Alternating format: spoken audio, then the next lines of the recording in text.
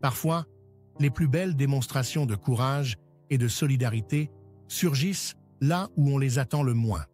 Et cette histoire extraordinaire que je vais vous partager aujourd'hui va vous démontrer que la protection mutuelle transcende toutes les barrières entre les espèces. Au large des côtes ensoleillées de Crystal Bay, en Nouvelle-Zélande, une équipe de 6 sauveteurs en mer dirigée par le capitaine Oliver Blackwood se préparait pour une mission de routine.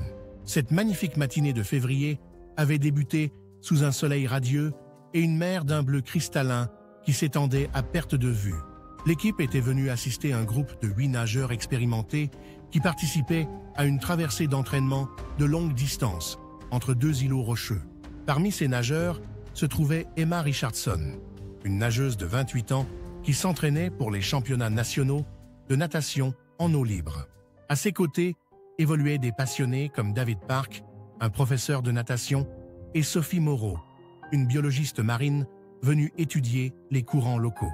Les conditions semblaient parfaites, avec une visibilité exceptionnelle et des vagues modérées qui n'entravaient pas la progression des nageurs. Oliver observait le groupe depuis le bateau de sauvetage quand soudain, des formes élégantes apparurent dans l'eau claire. Une dizaine de dauphins à gros nez émergèrent gracieusement près des nageurs, leurs corps argentés scintillant sous les rayons du soleil matinal. « Regardez ça !» s'exclama Oliver à son équipier Alex. « Nous avons de la compagnie marine aujourd'hui. » Au début, la présence des dauphins semblait tout à fait normale, ces mammifères marins étant connus pour leur curiosité envers les humains dans cette région. Les nageurs souriaient et continuaient leur progression, tandis que les créatures majestueuses évoluaient autour d'eux avec une grâce naturelle. Emma leva même la main hors de l'eau pour saluer ses compagnons inattendus qui semblaient l'escorter dans sa traversée. Mais progressivement, quelque chose dans le comportement des dauphins commença à changer de manière subtile mais troublante. Les mammifères marins, qui nageaient initialement de façon dispersée, commencèrent à se regrouper de plus en plus autour des nageurs. Oliver fronça les sourcils en observant cette transformation, son instinct de sauveteur expérimenté lui soufflant que quelque chose n'allait pas. Les dauphins formaient maintenant un cercle serré autour du groupe de nageurs, leurs mouvements devenant plus insistants et déterminés. Quand David tenta de s'éloigner légèrement pour reprendre sa trajectoire initiale, un dauphin surgit immédiatement devant lui. L'animal poussa délicatement, mais fermement le nageur vers le centre du groupe avec son rostre, l'empêchant de continuer sa route. Sophie, intriguée par ce comportement inhabituel, essaya également de nager vers l'extérieur du cercle, mais rencontra la même résistance. À chaque tentative d'éloignement, les dauphins intervenaient pour ramener les nageurs vers le centre de leur formation protectrice. Oliver prit ses jumelles et scruta attentivement la surface de l'eau, cherchant à comprendre ce qui motivait ce comportement si particulier des mammifères marins. « Il se passe quelque chose d'anormal », déclara-t-il à son équipe. « Les dauphins n'agissent jamais ainsi sans raison valable. » Les nageurs, déconcertés par cette situation inhabituelle, cessèrent de résister et se laissèrent regrouper au centre du cercle formé par leurs protecteurs aquatiques. Emma tentait de comprendre pourquoi ces créatures intelligentes les empêchaient de poursuivre leur traversée avec tant d'insistance. Alex prépara l'équipement de plongée, pressentant qu'une intervention pourrait être nécessaire pour résoudre cette situation mystérieuse. C'est alors qu'Oliver, scrutant les profondeurs à travers ses jumelles, aperçut quelque chose qui lui glaça le sang dans les veines. Là, juste sous la surface translucide, une forme imposante se déplaçait avec une lenteur calculée et menaçante. Un requin blanc, de dimensions impressionnantes, mesurant certainement plus de 4 mètres de long, rôdait silencieusement sous le groupe de nageurs. Le prédateur évoluait avec cette grâce terrifiante, propre aux grands requins, ses yeux noirs fixés sur les silhouettes humaines qui nageaient à la surface. « Mon Dieu !» murmura Oliver, en réalisant instantanément ce qui se passait. Les dauphins protègent les nageurs du requin. Cette révélation stupéfiante expliquait parfaitement le comportement des mammifères marins qui avaient détecté la présence du prédateur bien avant les humains. Oliver contacta immédiatement par radio les autorités maritimes pour signaler la présence du requin et demander des renforts d'urgence. Pendant ce temps, sur l'eau, La bataille silencieuse entre les dauphins et le requin venait de commencer. Les mammifères marins avaient formé un véritable rempart vivant, leur corps servant de bouclier protecteur entre le prédateur et les nageurs vulnérables.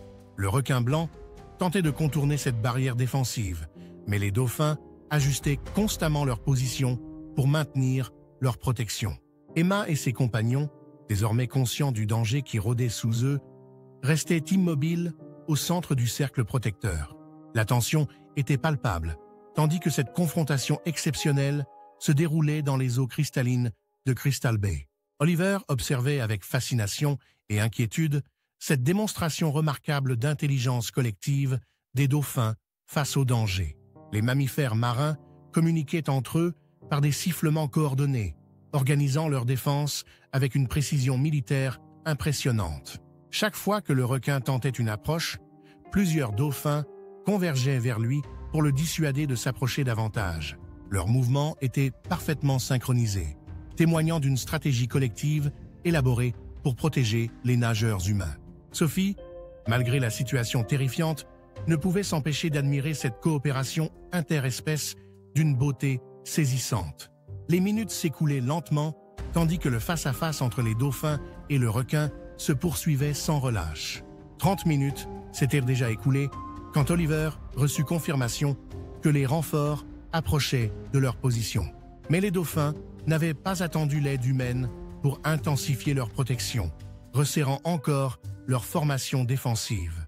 Le requin blanc, manifestement frustré par cette résistance organisée, tournant en rond autour du groupe sans parvenir à le percer. David murmura à ses compagnons « Ces créatures nous sauvent littéralement la vie », sa voix tremblante de reconnaissance et d'émotion. Les dauphins maintenaient leur vigilance avec une détermination remarquable, aucun d'eux ne faiblissant, malgré l'effort soutenu. 40 longues minutes après le début de cette confrontation, le requin abandonna finalement ses tentatives d'approche. Le grand prédateur s'éloigna lentement vers les profondeurs, vaincu par la solidarité indéfectible des mammifères marins protecteurs. Les dauphins maintinrent encore leur formation quelques minutes, s'assurant que le danger était définitivement écarté avant de se détendre. Puis, comme s'ils avaient accompli leur mission, ils commencèrent à se disperser progressivement autour des nageurs soulagés. Emma, les larmes aux yeux, tendit la main vers l'un des dauphins, qui s'approcha délicatement d'elle une dernière fois. L'animal effleura sa paume de son rostre dans un geste d'une tendresse infinie avant de plonger gracieusement vers les profondeurs.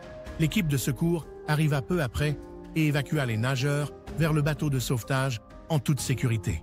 Oliver aida chacun des nageurs à monter à bord, leur visage exprimant un mélange de terreur et de gratitude indescriptible. « Sans ces dauphins, » déclara Sophie en tremblant, « nous ne serions probablement plus de ce monde aujourd'hui. » Cette histoire extraordinaire fit rapidement le tour des médias internationaux, émerveillant le monde entier par sa beauté et son message.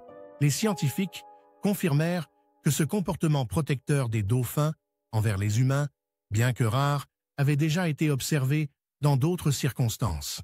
Emma devint ambassadrice pour la protection des mammifères marins, racontant inlassablement son histoire pour sensibiliser le public. Crystal Bay fut déclarée zone de protection marine renforcée pour préserver cet écosystème exceptionnel où vivent ces anges gardiens des océans. Cette histoire nous enseigne que la compassion et l'entraide ne connaissent pas de frontières entre les espèces.